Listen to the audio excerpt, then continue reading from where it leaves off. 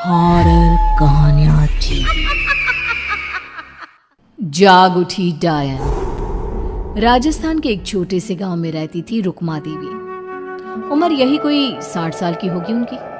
गांव के लोग कहते थे कि वो औरत नहीं बल्कि डायन थी, क्योंकि शादी होते ही रुक्मा के पति की मौत हो गई और फिर धीरे धीरे उसके परिवार के सब लोग एक एक करके खत्म हो गए और साथ ही गांव में पड़ा अकाल। जमीन सूख गई, खेती सूख गई, लोग भूखे मरने लगे। रुक्मा को गांव से बाहर निकाल दिया गया और तब से वो गांव के बाहर झोपड़ी बनाकर रहने लगी। कोई भी रुक्मा के घर के आजू बाजू से गुजरता तक नहीं था। एक दिन गांव के रहने वाले रतन और उसकी पत्नी आनंदी को दूसरे गांव से आते वक्त रात हो गई और अंधेरे में रास्ता भटक के वो रुक्मा की झोपड़ी के पास जा पहुंचे। अरे आनंदी, ये क्या हो गया? हम तो रुक्मा डायन की झोपड़ी के पास आ पहुंचे। अब तो सब बुरा होगा। जल्दी जल्दी से निकल यहाँ से। हाँ जी, सही कहते हैं आप। ये डायन हमको खा जाएगी। जल्दी भागो यहाँ से। तभी रुक्मा झोपड़ी से बाहर आती है। अरे रुको, तुम लोग यहाँ मेरी झोपड़ी में आराम कर लो और देखो, इस रास्ते पर आगे मत जाना। हाँ, हमें आगे जाने से इसलिए रोक रही है ना, ताकि हमें मार डाले तू? अरे ना ना, मैं तो तुम्हारी जान बचाना चाहती हूँ। मेरी बात तो सुनो। डर की वजह से आनंदी और रतन वहां से भाग जाते हैं, लेकिन फिर अगले दिन गांव में खबर फैलती है कि रतन और आनंदी ने अपने घर में फांसी लगाकर आत्महत्या कर ली। वजह क्या थी किसी की समझ में नहीं आया। अगले दिन गांव में जोर का तूफान आया और भयानक तरीके से किसी के रोने की आवाज गूंजने लगी। अरे भाई, लगता है उस डायन रुक्मा ने गांव पे काला जादू कर दिया है। हाँ भाई, मुझे भी ऐसा ही लग रहा है। लगता है कल आनंदी और रतन मर गए। लगता है ये उसी का किया धरा है। हमें सरपंच के पास चलना चाहिए। वो दोनों आदमी सरपंच के घर पहुंचते हैं। अरे, तुम इस वक्त यहाँ पर क्यों आए हो? जानते नहीं बाहर क्या हो रहा है? कितनी डरावनी आवाज गांव में गूंज रही है। बस मालिक, किसी तरह आ गए। पूरे गांव वालों की जिंदगी का सवाल है। अरे मालिक, ऐसे तो सब एक एक करके मर जाएंगे। तो क्या चाहते हो? क्या किया जाए?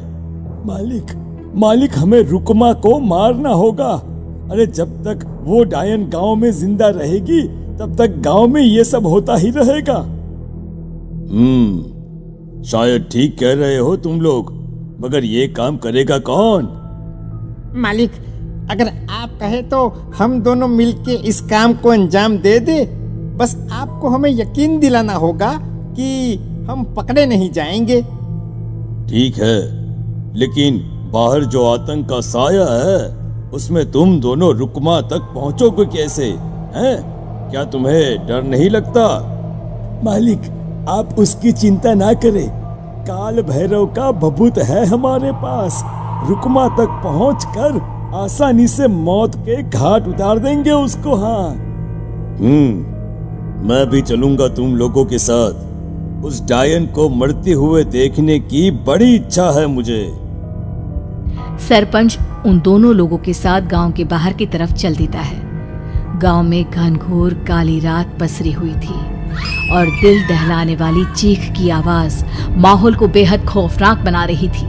हाथ में काल भैरव का भभूत लिए वो तीनों रुक्मा की झोपड़ी की तरफ जा रहे थे।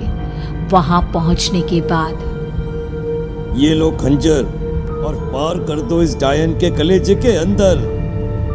मालिक, आप बस यहीं खड़े होकर नजारा देखो। आज ना बचेगी ये। हाँ मालिक, ये भभूत अब इसकी जरूरत नहीं है।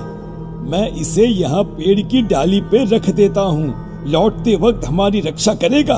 वो दोनों आदमी चुपके से सोती हुई रुक्मा देवी के ऊपर वार करते हैं।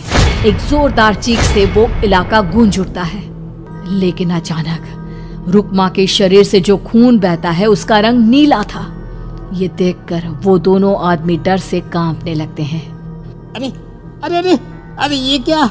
अरे इसके खून का रंग तो नीला है। अरे तो क्या हुआ? डायन जो ठहरी इंसान नहीं है ये, और आज इस बात का पक्का यकीन हो गया है। मर गई चुड़ैल, मर जाने दे। चल सरपंच साहब को जाकर ये खबर सुनाते हैं। वो दोनों जैसे ही बाहर आए, उन्होंने देखा सरपंच की लाश पेड़ पे लटकी हुई थी। ये देखकर वो दोनों डर के मारे चीखते हुए वहां से भागे, लेकिन तभी एक बेहद डरावनी औरत उनके सामने आकर खड़ी हो गई। कहाँ जा रहे हो? तुम्हें क्या लगा किसी का खून करके बच जाओगे तुम? कौन हो तुम? कौन हो? हमने तो डायन को मारा है, कुछ गलत नहीं किया भाई। वो डायन नहीं थी, वो इस गांव की रक्षा कर रही थी। तुम कौन हो? और तुम्हें कैसे पता वो कौन थी? उसने रतन और आनंदी को मार डाला। रतन और आनंदी को मना किया था रुक्मा ने इस रास्ते से आगे जाने से, पर वही दोनों माने नहीं, और उन दोनों ने मुझे देख लिया था, इसलिए उनका मरना तो तय था। क्या मतलब तूने मारा था? और हम समझ रहे थे कि रुक्मा ये सब कर रही है। अरे वो तो मेरे कब्जे में थी, रोज अपने खून का चढ़ावा देकर इस गांव को बचा रही थी, तभी तो उसका खून नीला पड़ गया था। लेकिन तुमने तो उसे मारकर मेरा काम आसान कर दिया। अरे नहीं नहीं, हम नहीं मानते कि ये सच है। नहीं मानते तो बताओ सरपंच कैसे मरा फिर? क्योंकि उस वक्त तो तुम लोग रुक्मा को मार रहे थे ना, जवाब दो। हाँ, बात तो सही है। इसका मतलब इसका मतलब अब तुम लोगों ने अपनी मौत को खुद दावत दी है, क्योंकि जो तुम लोगों को बचाने की कोशिश कर रही थी वो तो अब रही नहीं। अरे लेकिन कौन है वो जो हम लोगों को मारना चाहता है? आत्मा, रुक्मा के घर वालों की आत्मा। वो लोग कोई आम आदमी नहीं, खूनी भेड़िए थे, और रुक्मा ने उनका ये राज जान लिया था। रुक्मा के अंदर शक्तियां थी जिसके चलते उसने उन सबको खत्म कर दिया। क्या? अरे लेकिन पूरा गांव तो समझ रहा था कि रुक्मा अपने घर वालों को खा गई। खा रुक्मा नहीं, मैं आ गई। क्योंकि असली डायन मैं हूं, और अब कोई नहीं बचेगा इस गांव में, कोई नहीं। भागो तुम दोनों। वो दोनों आदमी पागलों की तरह भागते हुए गांव पहुंचते हैं। वहां देखते हैं कि पूरा गांव खुद की नदी बन चुका था। हर तरफ लाशें ही लाशें पड़ी थी, और रुक्मा के मरे हुए घर वाले उन लाशों को खा रहे थे। कुछ देर के बाद उन दोनों का भी वही हाल हुआ।